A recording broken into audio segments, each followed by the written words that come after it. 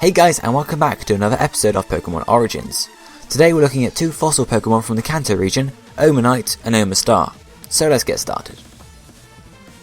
First up we have Omanyte, and its Japanese name is actually Omanyte, so similar. It is the Spiral Pokémon and number 138 in the National Dex. It stands at 0.4 meters or 1 foot 4 inches tall and weighs 7.5 kilograms or 16.5 pounds. Omanyte is a rock-water type, and in the Pokémon Red and Blue Beta was originally known as S. This is derived from the beginning of the word escargot, which is French for snail, and you can see where this inspiration would come from.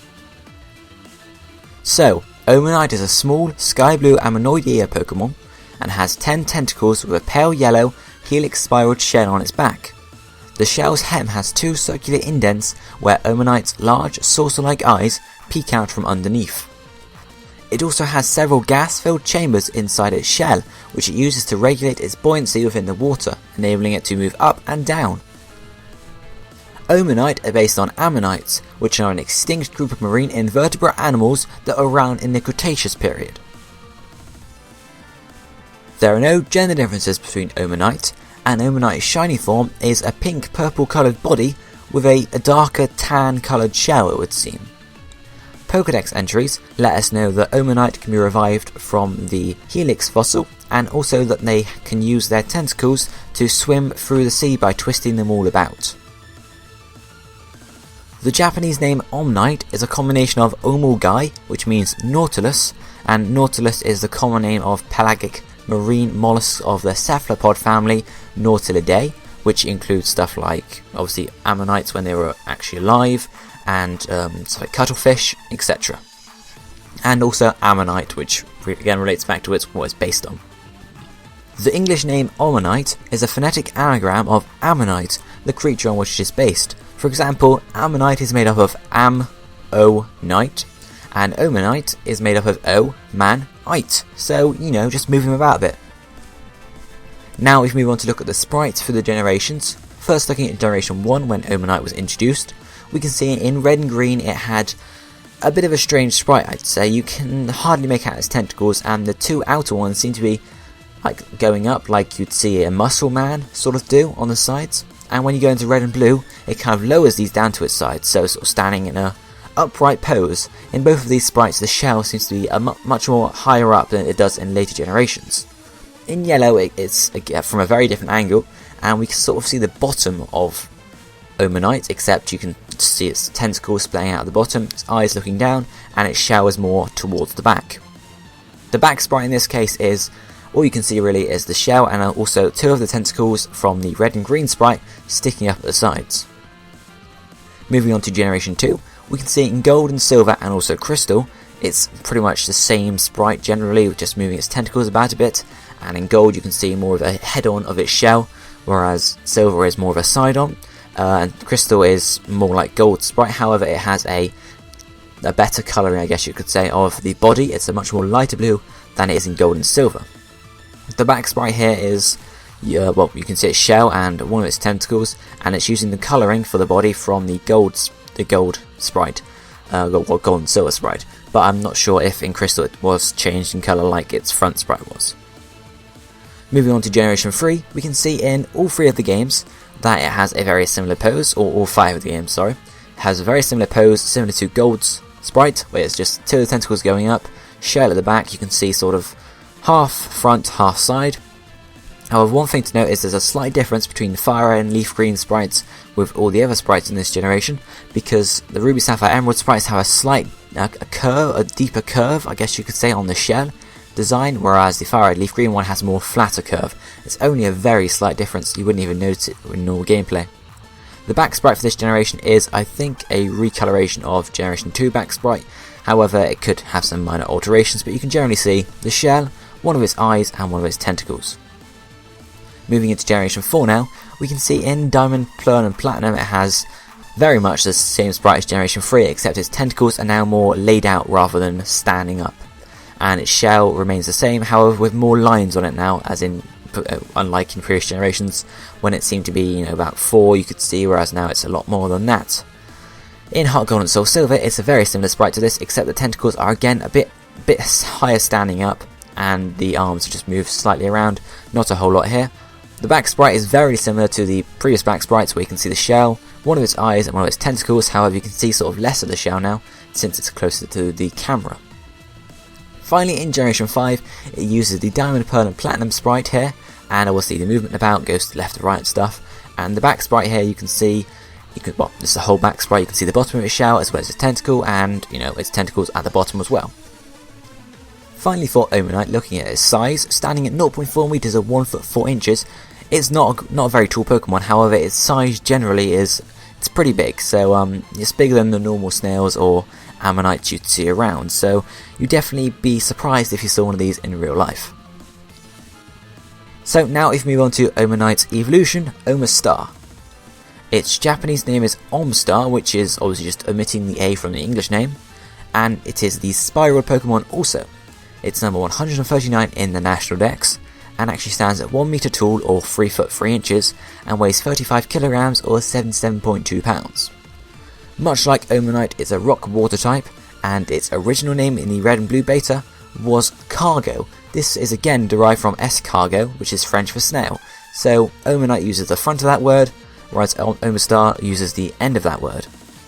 An Omanyte will evolve into an Omastar starting at level 40. So, Omastar is a sky blue Ammonoida Pokemon with several tentacles and a pale yellow helix spiraled shell on its back. Several sharp spikes line the shell's midsection, spanning from its forefront to just a little towards its back.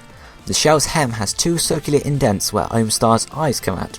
Its eyes have yellow scleras with vertically slit pupils. It has an oval mouth with a 4-way jawed fang-like beak. Very similar to Omanyte, Omastar is based on a type of ammonites, which are extinct marine animals. Now, very similar to Omanyte also, Omastar has no gender differences, and Omastar's shiny form is a pink-purple body as usual. However, its shiny form also has a slightly lighter shell rather than a darker shell, which is the opposite to Omanyte.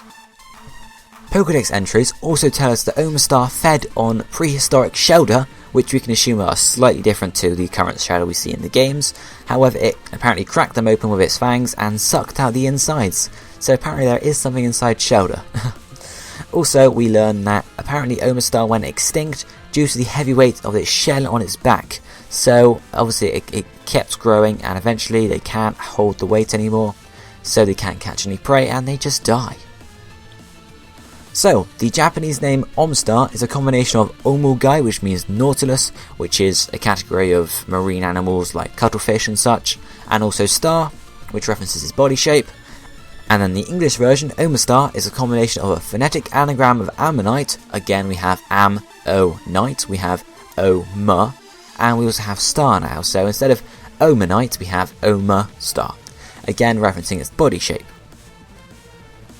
Now if we move on to looking at sprites like we did with Omanyte, we can see starting off in Generation 1, in the red and green sprite it had, well, it looked exactly like a star pretty much, at least with its tentacle formation, and you can see its oval mouth right in the centre there, and you can tell it's an Omastar from the start, and there's not much else to say from the sprite apart from the fact with tentacles going over the side and the shell on its back. The spikes however seem to be slightly less defined as in later games. Moving on then to red and blue, we can see that the only change here is the fact that its tentacles now seem to be walking rather than just in a star shape. One like held up, one by the side, one walking and then one behind it sort of thing. Then in yellow it loses this shape and becomes more of the Omastar we see in later games, with a kind of, it sort of like seems sliding like you do in games, but yeah, just like an attacking formation I guess. Then the back sprite here we can see is pretty much just its shell. You can't really tell what's at the bottom. It seems to be tentacles coming out from its back, and then 2 tentacles sort of up in a star shape as you'd expect. Then in Generation 2, in Gold, Silver and Crystal, it has a similar design to actually red and green sprite, and also yellow sprite, with the tentacles working as arms, and then in the Crystal sprite the body colour and also the shell colour for the normal form actually does change a bit. You can see it goes from a darker blue to sort of a more cyan coloured blue I think, and also the shell becomes slightly darker there. The back sprite for these games is, as you can see, it's just the shell, you can't see anything else but the shell. Then in Generation 3, it's pretty much the same throughout all the generations here. You can see it's sort of a jumping sprite here. You can see the star shape of the Omastar's body, I guess, and then the shell on the back seems to have got a bit bulkier since previous generations, and you can now see the spikes are more formed, whereas in previous generations they were either not exactly formed or in different places and such. Anyway, you can see that there, and the back sprite is just a recoloration of the Generation 2 back sprite, with obviously new colours here. And then in Generation 4, you can see its body colour actually changes from the sort of light cyan blue we saw in Generation 3 to a dark sky blue now, and in Diamond, Pearl, Platinum, you can see it's a sort of a flat sprite, I guess you could say, just it's not doing much really. And in Heart Gold and Soul Silver, it becomes more of an active sprite with the two arms held up with the tentacles going outside to sort of attack prey, I guess. And the back sprite for this generation is the shell, but also you can now see an eye and one of the tentacles leaning forward. Finally, in Generation 5, it takes the Diamond, Pearl and Platinum sprite here, and the back sprite here is the shell, and you can see all its tentacles now, whereas previously you can only see one or two. So yeah, you can see how many tentacles it really does have. There are quite a few there. The animation here is as you'd expect, moves its tentacles around a bit, moves its body a bit, but not a whole lot because of its heavy shell.